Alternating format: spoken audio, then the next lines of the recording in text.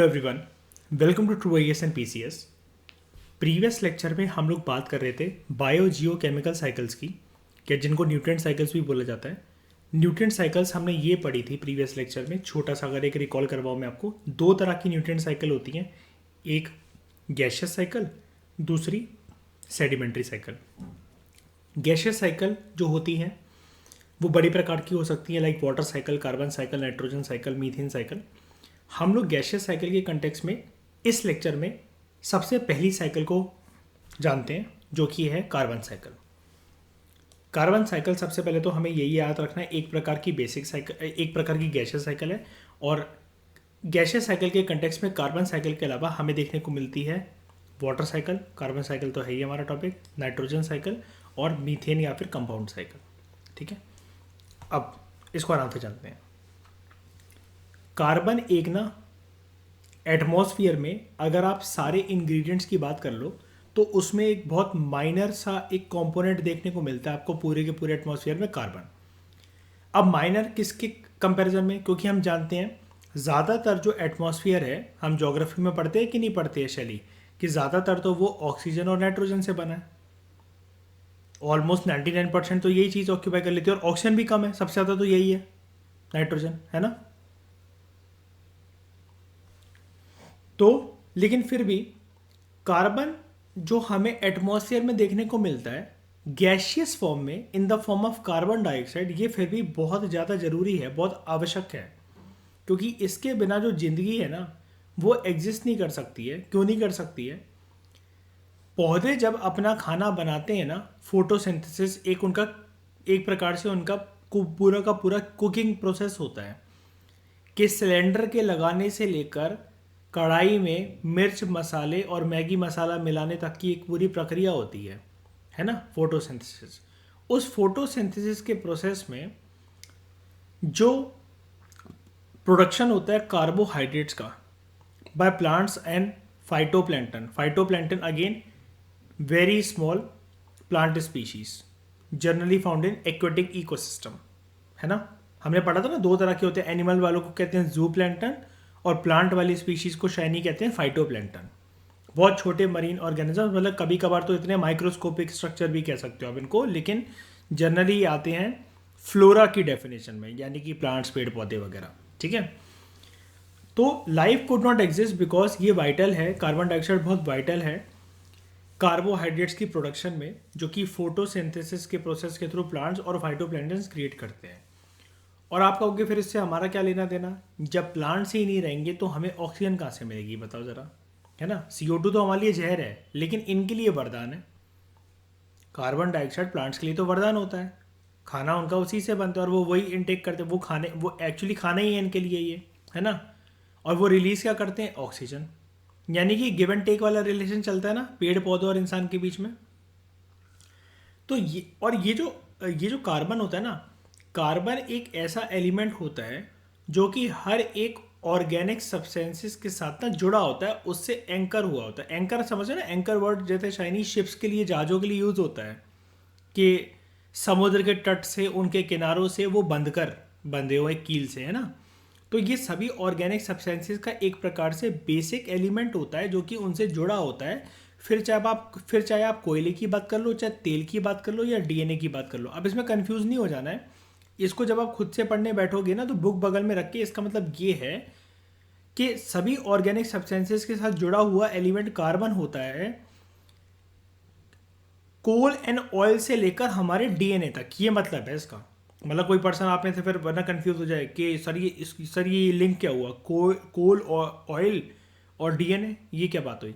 मतलब वो बोल रहा है कि कोयले और तेल से लेकर DNA तक हमें कार्बन इन फॉर्म में देखने को मिलता है। वो इसलिए क्योंकि ये कह रहा है कि कोल, तेल और DNA ये ऑर्गेनिक सब्सटेंसेस है, और हर एक ऑर्गेनिक सब्सटेंसेस के साथ जुड़ा होता है कार्बन किसी ना किसी फॉर्मेट में। और DNA हम सब जानते हैं वो डीऑक्सीराइबोस न्यूक्लिक एसिड होता है। ये ऐसा कंपाउंड होता है जो कि हमारी जेनेटिक इन्फॉर्मेशन को कैरी करता है ना। शैली की शक्ल शैली की मम्मी पापा से मिलती है, वो इस वजह से क्योंकि DNA, हरकतें भी कुछ कुछ वैसी होंगी, किसी के ऊपर गई होंगी, लोग कहते होंगे कि बिल्कुल तू सेम अपने नाना की तरह है, दादा की तरह है, ऐसे है वैसे है, जेनेटिक इन्फॉर्मेशन की वजह से। ठीक है। ये तो बहुत एक नेचुरल सी चीज़ है, ये हर एक लिविंग ऑर्गेनिजम्स जो कि सेक्सुअल रिप्रोडक्शन से क्रिएट होते हैं उनमें ये चीज़ होती है, ये हमें पता है। जिनको नहीं पता कोई बात नहीं, हम साइंस में इसको डिटेल में पढ़ेंगे। CO2 इन एटमॉस्फेयर। अब देखते हैं CO2 जो एटमॉस्फेयर के अंदर होता है, अगर ध्यान से देखना ये कैसे रोटेशन होती है, इसकी साइकिल को देखो, ठीक है। हम पहले नीचे आते हैं, पहले धरती की तरफ आते हैं, दोबारा आसमान में इसको उठाकर लेकर जाएंगे इस कार्बन को। कार्बन ना गैशियस फॉर्म में एटमॉस्फेयर में प्रेजेंट है। कार्बन का गैशियस फॉर्म एटमॉस्फेयर के अंदर कार्बन डाइऑक्साइड की फॉर्म में देखने को मिलता है। मेरी बात ध्यान से सुनना, हम यहाँ पर सिर्फ और सिर्फ कार्बन को देखने बैठे हैं। अब कार्बन नेचुरल फॉर्म में, कार्बन ऐसे ही फ्लोट नहीं कर रहा होता एटमॉस्फेयर में, अनटिल एंड अनलेस कोई कुछ जला ना रहा हो, लकड़ी कोयला वगैरह, या धुआं ना कर रहा हो, या हवन ना कर रहा हो। नॉर्मली एटमॉस्फेयर में हमें वेरियस गैसेस के एक फॉर्म में, कार्बन डाइऑक्साइड के फॉर्म में हमें कार्बन देखने को मिलता है वातावरण में, हवा में। ओके, वो नीचे प्लांट्स के द्वारा यूज होता है कार्बोहाइड्रेट्स की प्रोडक्शन में और फोटोसिंथेसिस की प्रोडक्शन में, ऑर्गेनिक कंपाउंड बन जाता है। उसके बाद आपको ये चीज पता होगी, जब एक पूरा का पूरा फॉरेस्ट या फिर कोई भी एक लकड़ी, पेड़ पौधे जब ये जलते हैं, या फिर एक पूरा का पूरा जंगल जब जमीन के अंदर सबमर्ज हो जाता है, तो due to intense heat and pressure conditions वो फॉरेस्ट कोयले में कन्वर्ट हो जाता है। क्या ये वाली बात आपको पता है? पूरा का पूरा जब एक जो फॉरेस्ट होता है, किसी भी चीज़ की वजह से, टेक्टोनिक प्लेट्स की वजह से या कहीं पर भी, उस जगह पर एक ऐसी एक्टिविटी हो गई कि एक पर्टिकुलर ज़मीन का हिस्सा धंस गया ज़मीन के अंदर और बड़े सालों के लिए दफन रहा, फिर वो कुछ सालों के बाद वो कोयला बन जाएगा। और कोयले की फिर अलग अलग प्रकार होती है ना, सॉफ्ट कोल होता है, ब्राउन कोल होता है, पीट, लिग्नाइट वगैरह अलग नाम होते हैं इसके, जिसको हम बचपन में पढ़ते थे। हम पढ़ेंगे इसको, डोंट वरी। और अगर हम किसी लकड़ी को जला भी देते हैं तब भी वो कोयला बन जाता है। कहते हैं ना, लकड़ी जलाने के बाद क्या फेंकनी, कोयला कोयले की तरह यूज़ हो जाएगा। और कोयला मोस्ट फॉर्म में ये कैसे यूज़ होता है, जनरल एग्जांपल देना पसंद करता हूँ मैं हमेशा अपनी क्लासेस में। जो हम जब कपड़े घर पे प्रेस ना करके बाहर से प्रेस करते हैं, तो प्रेस वाली जो आंटी अंकल होते हैं वो डालते हैं ना कोयले से। आज भी कोयले से प्रेस बेस्ट मानी जाती है, सबसे अच्छी, जो कहते हैं ना हिंदी में इस्त्री करना कपड़ों में। इस्त्री समझो ना, प्रेस को कहते हैं। जैद इस्त्री कोई लड़की नहीं है, कपड़ों पे लड़की करना, ठीक है, प्रेस करना, ठीक है। तो वो बनता है कोयला। और CO2 पानी में जो हमें देखने को मिलता है वो कार्बोनेट की फॉर्म में देखने को मिलता है, और उससे हमें लाइमस्टोन भी देखने को मिल सकते हैं। डोंट वरी, हम सब जानेंगे, बस एक साइकिल को बस आप जान लो। मुझे बस आपको ये दिखाना है कि ज़मीन पे आकर, लिथोस्फीयर में आकर, दोबारा ये जाकर एटमॉस्फेयर में कैसे जाएगा। एटमॉस्फेयर से इसकी यात्रा शुरू करी है ना हमने, दोबारा हम इसको आकाश में पहुंचाएंगे अभी।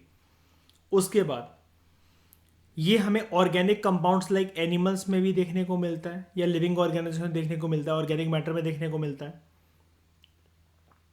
हमें पेट्रोलियम की फॉर्म में धरती पर देखने को मिलता है। और ये जो पेट्रोलियम है ये इन्हीं से डिराइव है, फॉसल फ्यूल से बनता है ना पेट्रोलियम।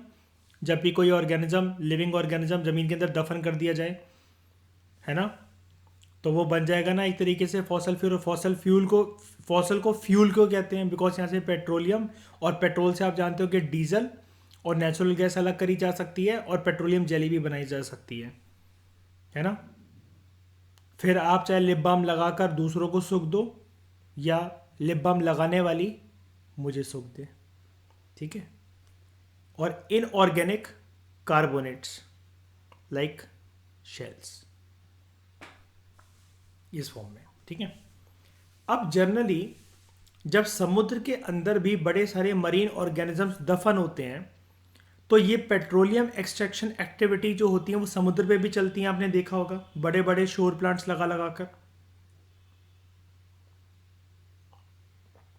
और ठंडी जगह पर, समुद्र के तट के पास या समुद्र की गहराइयों में जाकर, अमेरिका जैसी कंट्री ने एक चीज़ और ढूंढ ली है मैं इस टॉपिक से अलग हटके एक बात कर रहा हूँ बस आपसे। अमेरिका ने एक चीज़ और ढूंढ ली है जिसको आप अक्सर करंट अफेयर में सुनते होगे, नाम सुना होगा आपने, शेल गैस। शेल गैस जानेंगे हम इसके बारे में, डोंट वरी, ये एक अलग टॉपिक है, मतलब ये इसके बारे में बात नहीं कर रहा मैं, कार्बन और कार्बन साइकिल के बारे में एक बात बता रहा हूँ बस मैं। आगे जानते हैं। ये चीज़ समझ में आ गई ना। और हाँ, ये जो ऑर्गेनिक कंपाउंड्स हैं इनसे दोबारा उठकर, चाहे वो प्लांट्स की फॉर्म में हो चाहे एनिमल्स की फॉर्म में हो, जब हम इनको फॉर एग्जांपल जलाते हैं, या तो वो पेट्रोलियम या नीचे जाकर दफन होकर नीचे मिल जाएंगे, या फिर जब हमने पेट्रोल को और इनको जलाया, यूज़ करा, ये दोबारा उड़कर एटमॉस्फेयर में नहीं जाएगा? बताओ ज़रा। ये कोयला है, यहाँ पर दे नहीं रखा है जैसे पूरा प्रॉपर, लेकिन अगर हम इसको ऐसे करके देख लें, ये कोयला है, कोयले को अगर हमने जलाया, ये दोबारा उड़ के नहीं जाएगा ये कार्बन? बताना ज़रा। हम आजकल क्यों कह रहे हैं बताओ ज़रा, जैद के पराली जल रही है, सब कुछ ऐसा ऐसा हो रहा है, जैसे आप तो उधर रहते हो बंगाल में, लेकिन ये चीज़ शैली आपने फेस करी होगी या कहीं पर भी देखा होगा, पॉल्यूशन की वजह से बहुत सारी आंखों में ऐसे जलन सी होती है, फिर लोगों को खांसी होती है या चेस्ट पेन होता है, या फिर मौसम की वजह से उनको थोड़ा सा जो एलर्जिक होते हैं, या फिर जो एस्थमेटिक होते हैं, जो ब्रोंकाइटिस के पेशेंट हैं, उनको दिक्कत कैसे होती है कि मौसम में उनको कैसे फील हो जाता है कि वातावरण में जो वायु है वो प्रदूषित है, this is a polluted air in our environment. ये सिर्फ इसी वजह से हो कि कुछ ना कुछ जल रहा है, और जो प्रदूषित हवा है वो जनरली जो शाइनिंग यही तो है ना, कि किसी ना कोई चीज़ जलाई, और जलाने का मतलब है कि ऑक्सीजन की कैपेसिटी हवा के अंदर कम हो गई है और कार्बन ज़्यादा मिल गया है, और ये कार्बन एटमॉस्फेयर में फैला हुआ है। तो बताओ, ज़मीन पे कोई एक्टिविटी हुई लिथोस्फीयर पर, वो कार्बन हवा में जो फैल रहा, तो मैं कह सकता हूँ ना कि धरती पर आया हुआ कार्बन दोबारा आकाश में उड़ गया और घूम रहा है। बिल्कुल बेसिक तरीके से इतनी बात समझ में आ गई।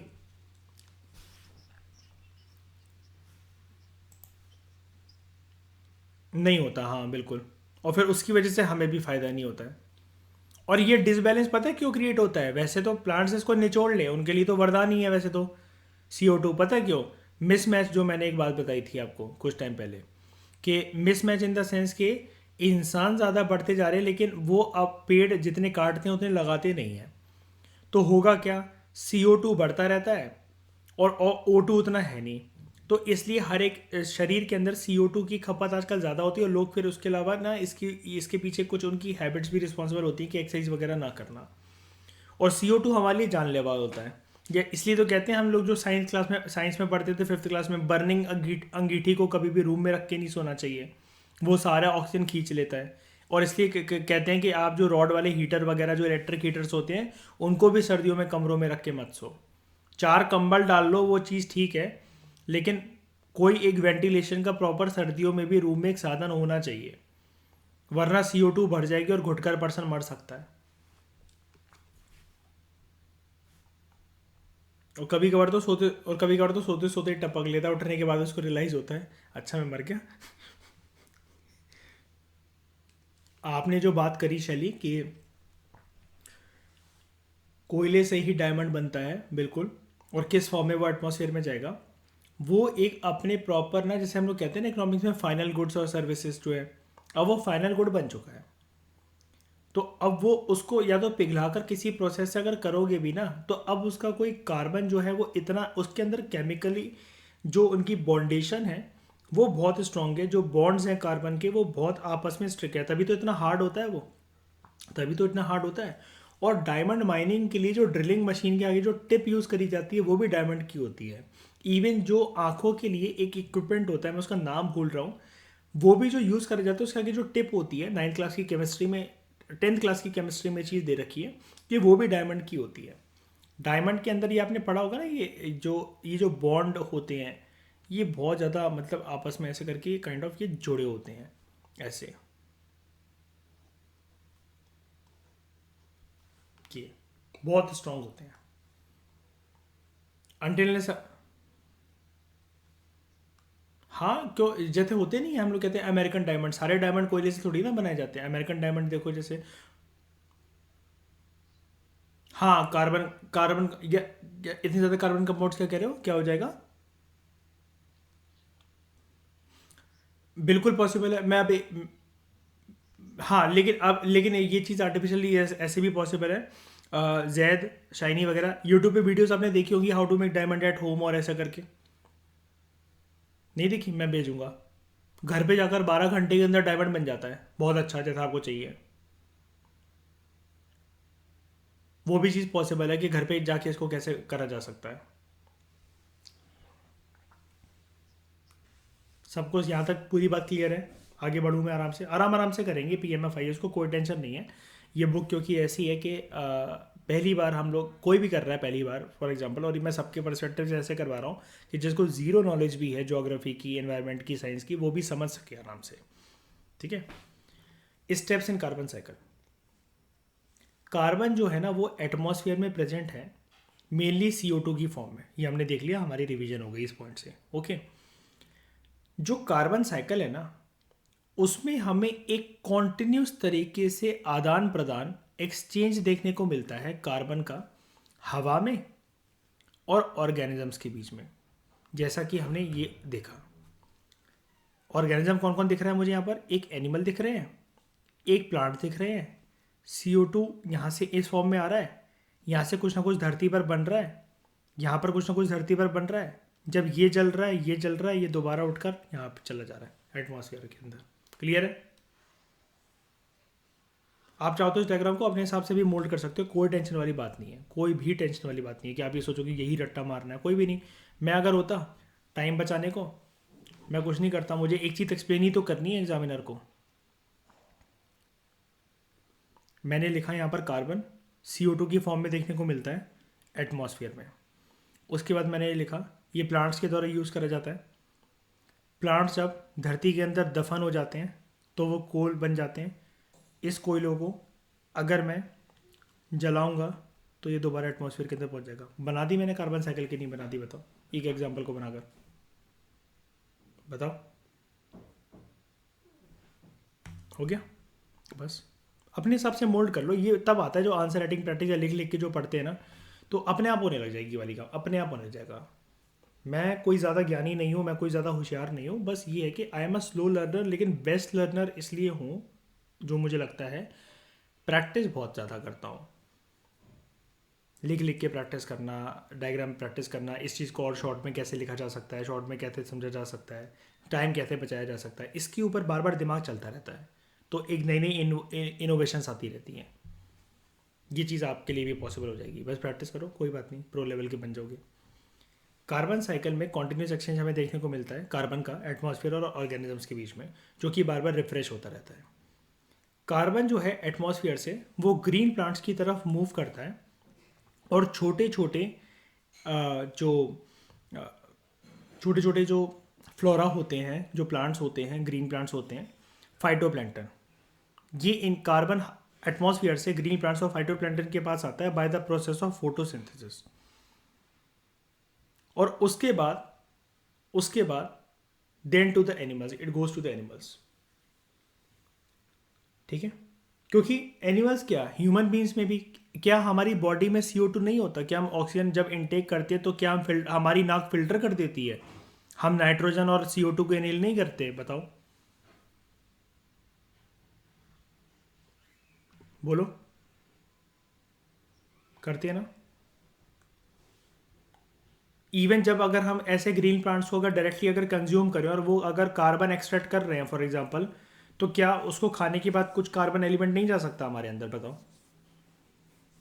जो दिल्ली में रह रहे हैं, जिनके लिए यहाँ की हवा भी, जो दिल्ली, मुंबई, कोलकाता, चेन्नई, यहाँ की हवा भी जिनके लिए ऐसी है कि 22 सिगरेट पीना, तो क्या हम इस हवा में ऑक्सीजन आजकल ज़्यादा ले रहे हैं या कार्बन ज़्यादा ले रहे हैं? बताओ। एक कहने का तरीका मतलब मैं बता रहा हूँ, लेकिन कार घूम रही है ना कार्बन, पराली वराली जलने के बाद और इतने कुछ इंडस्ट्रीज़ के पॉल्यूशन के बाद। बताओ। ट्रैक्टर के उस फनल के आगे जहाँ से काला धुआं निकलता है, तो शैली वहाँ अगर कोई अपना मुंह लगा ले, ठीक है, तो उसको ऑक्सीजन मिलेगी कि कार्बन मिलेगा? बताओ। ऑब्वियस सी बात है। दबंग मूवी में देखा ना, कि देखा दबंग 1 में, वो सोनू सूद का मुंह लगा देता है उसमें, उसके नाक से कार्बन निकलने लग जाता है। ये चीज़ है। तो बाय द प्रोसेस, हाँ हाँ, क्या क्या, बोलो बोलो। पॉल्यूशन में कार्बन के साथ साथ ना बहुत सारी गैसेज होती हैं, जैसे एक कार्बन हो गया, नाइट्रोजन हो गया, ठीक है, जियोन हो गया, आर्गन हो गया, लेड हो गया। ये सारी सारी चीज़ें कुछ कुछ घूमती रहती हैं। और पता है इसी के लिए आपने देखा होगा, जैसे न्यूज़ आपने सुनी होगी कि दिल्ली में, जैसे मैं दिल्ली में रहता हूँ, तो यहाँ पर केजरीवाल सरकार क्या करवाती है, पानी का छिड़काव करवाती है ताकि वो कार्बन ना सेटल हो जाए नीचे ज़मीन पर। क्योंकि यहाँ पर फिर होता क्या है कि इस कार्बन की वजह से सर्दियों में एक तो वैसे भी कोहरे की वजह से ऑक्सीजन कैपेसिटी बहुत कम हो जाती है लंग्स की, और ऊपर से कार्बन घूम रहा है। तो बुजुर्गों को ना सांस लेने में, या जिनको लंग्स की दिक्कत होती है, जिनको ब्रोंकाइटिस एस्थमेटिक होते हैं ना, तो इनको बहुत ज़्यादा दिक्कत होती है फिर। और ऐसे लोग ना ज़्यादातर सर्दियों में टपक पड़ते हैं। ये चीज़ होती है। तो bye the process of respiration and decomposition of organic matter, सांस लेने की प्रक्रिया, और जब भी कोई ऑर्गेनिक मैटर डेड हो जाता है तो उसका डीकम्पोजिशन होना। डीकम्पोजिशन आप जानते हो, आप सब लोग, breaking down of the elements into more simpler parts, जिसको ज़मीन में जाकर मिट्टी में अगर किसी को दफन कर दिया जाए तो हम ये कह सकते हैं कि छोटे छोटे कीड़े मकोड़े उसको खा लेंगे और उनका ब्रेक डाउन हो जाएगा, ऐसे करते करते, ठीक है। ये सारी चीज़ें एटमॉस्फेयर में दोबारा रिटर्न कर जाती हैं, and it is usually a short term cycle. इस वाली साइकिल को हम लोग शॉर्ट टर्म साइकिल कहते हैं। अभी मैं लॉन्ग टर्म साइकिल भी पढ़ाऊंगा आपको, यानी कि with in the carbon cycle आपसे कोई पूछे कि कार्बन साइकिल की शॉर्ट टर्म साइकिल कौन सी है, तो आप बोलो जब रेस्पिरेशन होता है ऑर्गेनिक लिविंग ऑर्गेनिजम्स का, और उस प्रोसेस में, और डीकम्पोजिशन के प्रोसेस में जब कार्बन वापस एटमॉस्फेयर में जाती है, तो ये एक शॉर्ट टर्म साइकिल मानी जाती है। जो डीकम्पोजिशन होता है ना ऑर्गेनिक मैटर का, अगर इस पॉइंट के ऊपर मैं एम्फोसाइज करूँ, तो यहाँ पर क्या होता है, जो कार्बोहाइड्रेट्स, प्रोटीन्स और जो लिपिड्स होते हैं, ये बने होते हैं कार्बन से, ऑक्सीजन से, हाइड्रोजन से और नाइट्रोजन से। जब डीकम्पोजिशन होता है ना ऑर्गेनिक मैटर का, तो जब ये बने ही इससे हैं, तो ये दो चीज़ें ज़रूर प्रोड्यूस होती हैं हवा में जाकर। एक नाइट्रोजन मिक्स हो जाता है, एक CO2 मिक्स हो जाता है निकल कर। अब इसको मैं कैसे बोल सकता हूँ, ऐसा बोलते हैं किसी डेड बॉडी को जला दिया गया अगर, फॉर एग्जांपल एनिमल की, या किसी भी चीज़ के जंगल में कहीं पर आग लग गई और उसमें जो है पेड़ पौधे भी वो जल रहे हैं और बड़े सारे एनिमल्स को भी हार्म हो जाता है। मैंने ऑस्ट्रेलियन फायर्स में एक कैंगरू की फ़ोटो दिखाई थी ना, आप लोगों को याद है चली, वो जाली से चिपक कर, कितना क्यूट सा था वो बेचारा, वो निकल नहीं पाया था वहाँ से, भुन गया था वो पूरा का पूरा। तो जब भी डिकेइंग ऑर्गेनिक मैटर का डीकम्पोजिशन होता है और सिंपलर पार्ट्स में जब उनका ब्रेकडाउन हो रहा है, जब वो काइंड ऑफ एक पूरी बॉडी से एक बिल्कुल एक चूरन टाइप बन गए हैं और वो मिट्टी में मिल रहे हैं, तो उसकी वजह से नाइट्रोजन और CO2 प्रोड्यूस होती है हवा में। अब जो कुछ कार्बन होता है ना, हम ऐसा नहीं कह सकते, ध्यान से सुना मेरी बात, हम ऐसा नहीं कह सकते कि सभी के सभी कार्बन का जो किसी भी ऑर्गेनिज्म के अंदर मौजूद हो, या कहीं पर भी, चाहे एनिमल्स के अंदर, प्लांट्स के अंदर, ह्यूमंस के अंदर, कि सबका डीकम्पोजिशन हो जाएगा, सारे ऑर्गेनिक मैटर का डीकम्पोजिशन हो जाएगा। ऑर्गेनिक मैटर तो ये सब चीज़ें होती है ना।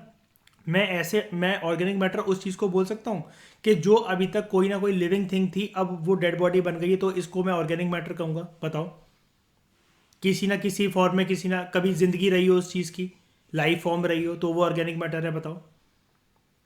तो कुछ जो कार्बन होता है ना, वो लॉन्ग टर्म साइकिल के अंदर भी एंटर कर जाता है। कैसे? वो ना अनडीकम्पोज ऑर्गेनिक मैटर होता है, जो कि मिट्टी की जो पेटी लेयर्स होती है ना, उनमें आपको देखने को मिलता है इन द मार्शी सॉइल, या फिर वो इनसॉल्यूबल कार्बोनेट्स की फॉर्म में आपको देखने को मिलता है एक्वेटिक सिस्टम में, बॉटम सेडिमेंट्स में जाकर, यानी कि उनका ना ब्रेकडाउन नहीं हो पाता। और होता भी है तो उसको इसलिए कहते हैं अनडीकम्पोज, यानी कि हो सकता है कि उसका आराम से डीकम्पोजिशन ना हो पाया हो, वो बहुत लंबा समय ले रहा हो। जैसे समुद्र के बिल्कुल एंड पे जाकर, डेप्थ में जाकर, जो डीप ओशंस में जो ओशन फ्लोर होता है, वहाँ पर कभी कभार कुछ मरीन ऑर्गेनिजम्स या कोई भी, जैसे मतलब मान लो कोई प्लांट्स वगैरह स्पीशीज हैं, वो मर गए, समुद्र के अंदर ही मर गए। अब वो कार्बन जो निकला हुआ है उनकी बॉडी से, वो हो सकता है वो बरीड रहे for millions of years, millions of years, जब तक कोई टेक्टोनिक प्लेट की मूवमेंट या कोई जियोलॉजिकल मूवमेंट जो है वो इन रॉक्स को लिफ्ट ना कर दे अबव सी लेवल, तब तक वो दफन ही रहे, हो सकता है। और ये रॉक्स हो सकता है फिर उसके बाद जो हैं, जब वो फॉर एग्जांपल ये जो दफन हो गया जो ऑर्गेनिज्म नीचे, उसके बाद ये रॉक्स अपलिफ्ट हो गई और ये गैप क्रिएट हो गया यहाँ से। अब जब वो एक्सपोज होगा ना ऐसे इरोजन की वजह से, तो फिर उसमें से फिर कार्बन डाइऑक्साइड, कार्बोनेट और बायकार्बोनेट्स निकलेंगे नदी और पानी में, मिक्स हो जाएंगे। और जो फॉसल फ्यूल्स होते हैं लाइक कोल, ऑयल, नेचुरल गैस, ये ऑर्गेनिक कंपाउंड्स हैं इसलिए क्योंकि ये किसी डेड बॉडी जो बहुत साल पहले जो बरी हुई थी उससे बने हैं। और ये इसलिए बन पाए क्योंकि वो डेड बॉडीज वगैरह प्रॉपर तरीके से डिकम्पोज हो सकें।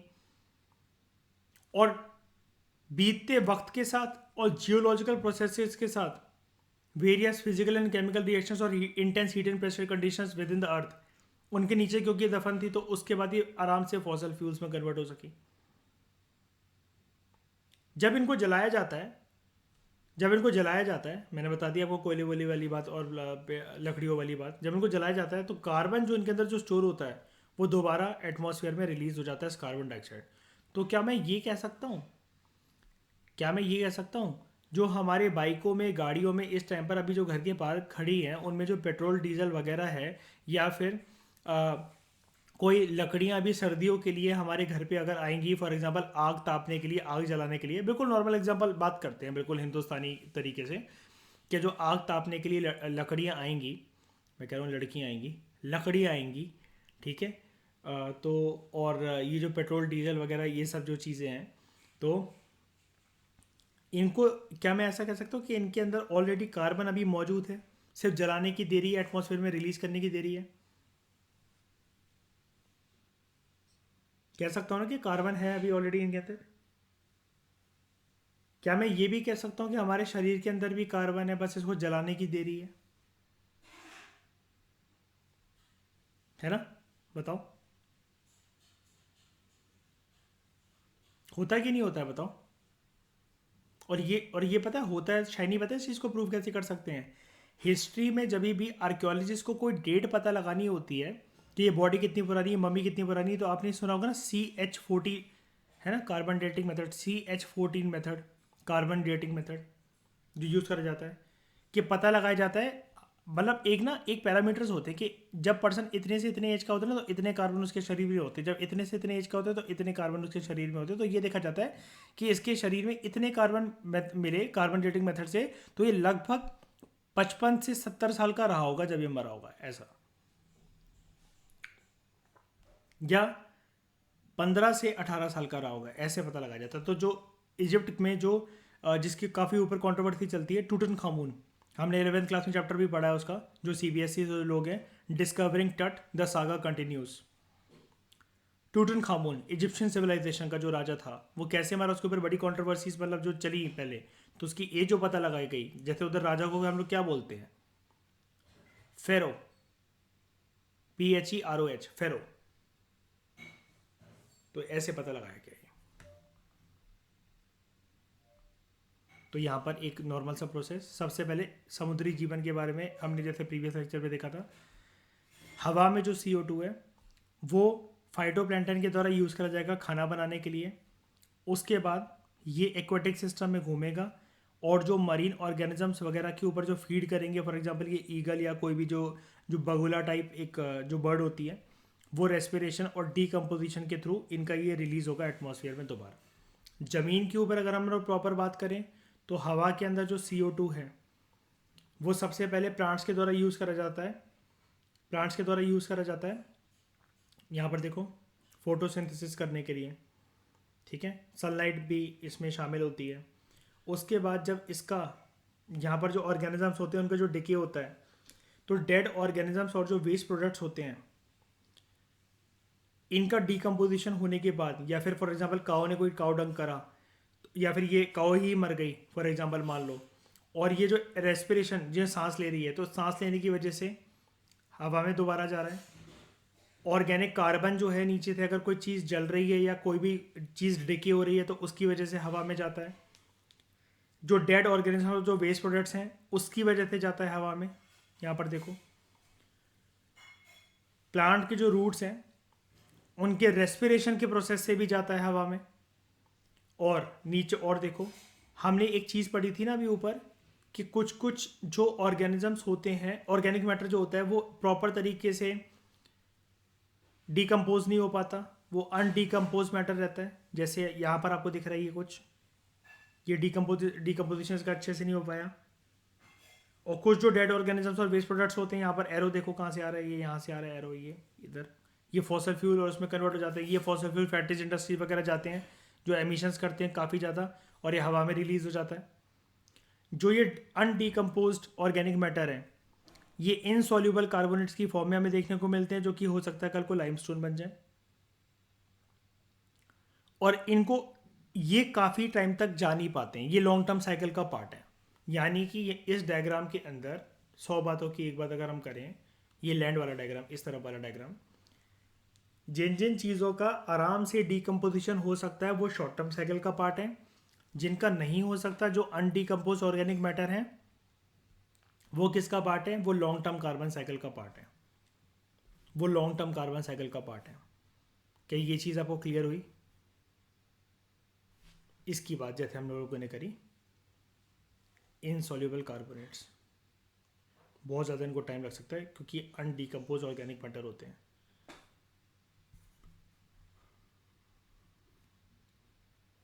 बताओ, पता लग गया? हाँ, दोबारा एमिट कर करके वो जो जाते हैं।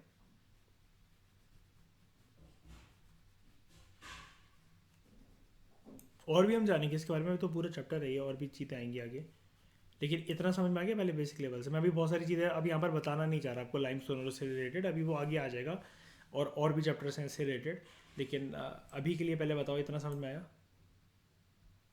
ठीक है, वरना फिर एकदम से सारी चीज़ें एक ही बार में बता दूंगा तो कॉम्प्लिकेटेड हो जाएगा। इस डायग्राम को एक बार ध्यान से जब रिवीजन करने बैठो तो देख लेना। ये सारे के सारे एरोज जो है ना, अपने आप आपको चीज़ें समझा देंगे। अब जैसे देख रहे हो प्लांट की जो रूट्स है, वहाँ से जो रेस्पिरेशन होता है उसके थ्रू भी CO2 जाता है एटमॉस्फेयर में। अब ये एक एक एरो जो जा रहा है ना, एक एक एरो के ऊपर एक एक क्वेश्चन मान लो अपने दिमाग में, एक एक क्वेश्चन मान लो। हर चीज़ से नहीं बन सकता क्वेश्चन। अब नॉर्मल जैसे मतलब मान लो किसी को कुछ भी नहीं पता है, मैं साइंस साइड से नहीं हूँ, तो जब मैंने भी जब इसको देखा तो मुझे नहीं पता था कि अच्छा यार ये प्लांट की जो रूट्स हैं, ये जब रेस्पिरेशन करती हैं यहाँ से भी CO2 निकल जाता है एटमॉस्फेयर में। वाओ, मैं कहा वो रिलीज़ कर देती हैं, इसका मतलब मैंने कहा मेरे को तो लगता था सिर्फ इनटेक ही इनटेक करते रहते हैं प्लांट्स। ऐसा नहीं होता, लेकिन वो कार्बन रेस्पिरेशन के प्रोसेस में लॉस्ट भी होता है। मतलब प्लांट्स को तो चाहिए, प्लांट्स तो जितना चाहें वो बनाकर रखना चाहते हैं, लेकिन इसका मतलब ये तो नहीं है ना कि किचन में जितनी सारी चीज़ें आई हैं खाना बनाने को, कि जब कोई चीज़ एक्सपायर हो भी जाएगी तब भी हम उसे नहीं फेंकेंगे। या खाना, इसका मतलब हम ये भी कह सकते हैं ना कि जैसे रूट, जो रूट रेस्पिरेशन चल रही है प्लांट्स की या किसी भी ट्री वगैरह की, उस प्रोसेस में हम इसको ऐसे भी तो समझ सकते हैं ना कि खाना कभी कभार जब ज़्यादा बन जाता है तो अब अगली सुबह थोड़ी ना खाएंगे उस बासी खाने को, तो वो लॉस्ट हो गया। CO2 आप जानते हो ना, मतलब प्लांट्स के लिए वरदान है, खाना बिना इसके नहीं बन सकता इनका, जानते हो ना ये चीज़। लेकिन रेस्पिरेशन के प्रोसेस में वो लॉस्ट हो जाता है, वो हवा में चला जाता है वो।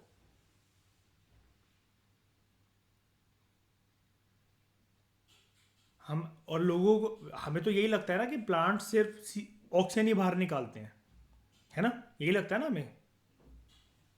लेकिन रूट रेस्पिरेशन के प्रोसेस के थ्रू CO2 भी निकल जाता है बाहर, और वो डायरेक्ट उसमें जाता है एटमॉस्फेयर में। जैसे ये बिल्कुल सिंपल सी बात है कि हम ऑक्सीजन लेते हैं प्लांट्स वगैरह से, लेकिन अगर हम किसी फॉरेस्ट जाएंगे तो क्या सिर्फ ऑक्सीजन ही जा रहा है हमारे अंदर? सिर्फ ऑक्सीजन जा रहा है? मान लिया पूरी ग्रीनरी है, सब कुछ है, मतलब एक सिंगल सी मतलब कार्बन नहीं जाएगा हमारे अंदर, बताओ। कार्बन डाइऑक्साइड बिल्कुल नहीं होगी, बिल्कुल एक सिंगल मात्रा भी नहीं। ये तो कोई नहीं कह सकता ना, क्योंकि हवा का तो वो तो पार्ट ही है।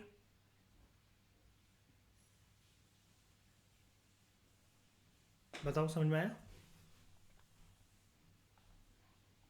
इसलिए बड़े सारे इंडोर प्लांट्स भी होते हैं, आपने देखा होगा ना कि जो अगर विद इन द रूम, अगर जैसे किसी का कोई काम है, ऑफिस वर्किंग लोग हैं, तो विद इन द रूम भी ऐसे बहुत सारे प्लांट्स आते हैं जो कि इंडोर वातावरण को ठीक रखते हैं आपके घर के अंदर, कमरे के अंदर। इन द सेंस के ठीक रखते हैं, इन द सेंस ये बोलना चाहता हूँ कि वो पॉल्यूशन वगैरह इतना होने नहीं देते घर के अंदर, और फ्रेश ऑक्सीजन आपको मिलती रहती है। तो इंडोर प्लांट्स जो हैं आजकल काफ़ी ट्रेंड में है, इसी वजह से कि लोगों को जो रियलाइजमेंट हो रही है, जो ऑफिस गोइंग लोग हैं या वर्क फ्रॉम होम वाले जो लोग हैं जिनको पूरे दिन बिल्कुल कुछ काम ही नहीं है, and they want fresh air, और वो फिलिप्स की एयर प्योरीफायर वगैरह नहीं लगाना चाहते हैं, तो वो इंडोर प्लांट्स रख लेते हैं अपनी टेबल वगैरह पे, अपने रूम में आसपास। बताओ, सब कुछ समझ में आया? कुछ और समझना है यहाँ पर, इतना यहाँ तक जब तक मैंने बताया? Thakurain, anything you want to ask?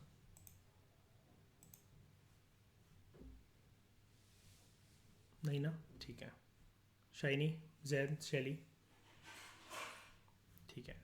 इस डिस्कशन में फिलहाल इतना ही। Thank you very much for discussion.